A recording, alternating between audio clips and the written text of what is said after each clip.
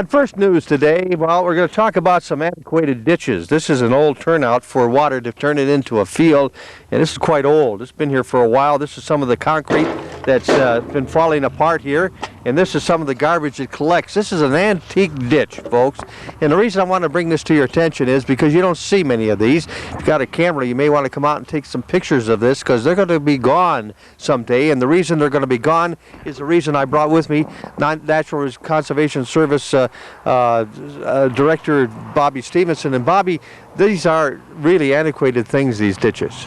Yes, they are. Most farmers have discovered that the dirt ditches, while they serve their need, particularly in heavier soils, which is where we are, the soil here is clay or a silt loam or whatever, they're difficult to maintain. They take up a lot of space. The farmers probably lost a couple of acres of ground here. There's a lot of weed problems.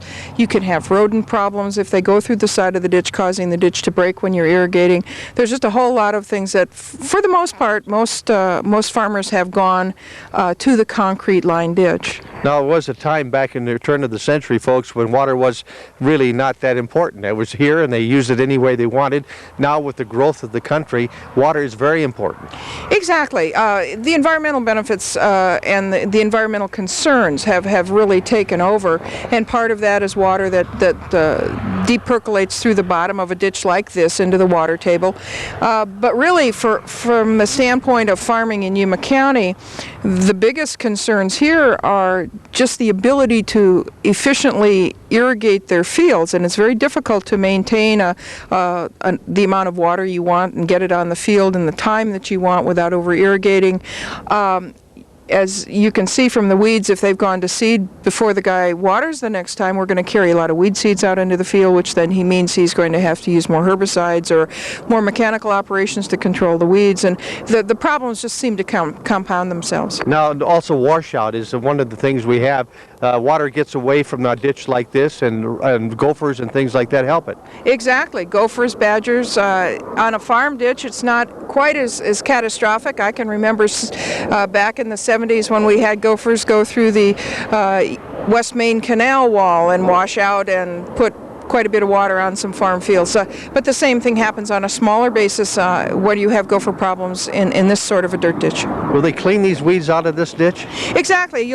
Because of the width of this ditch, you'll notice it'll fit a small disc, and what happens is they just put a tractor down here with a disc to disc down the weeds and to clean it up before each irrigation season. Well, then, but it still loses a lot of water. Does the water simulate through the soil? The water will deep perk, yes.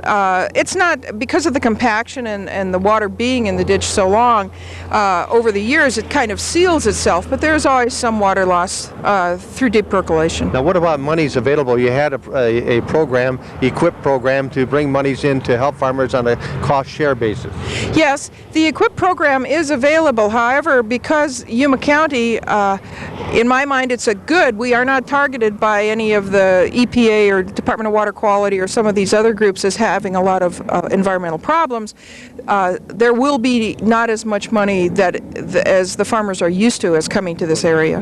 Well, Mr. Farmer, if you have a dirt ditch and you're thinking about getting rid of it, we suggest that you get in touch with Bobby Stevenson, our district conservationist for the Natural Resources Conservation Service of the U.S. Department of Agriculture in Yuma at 24th Street and 4th Avenue in the Crescent Center on the 4th floor. I'm George Gatley, and that is First News Today.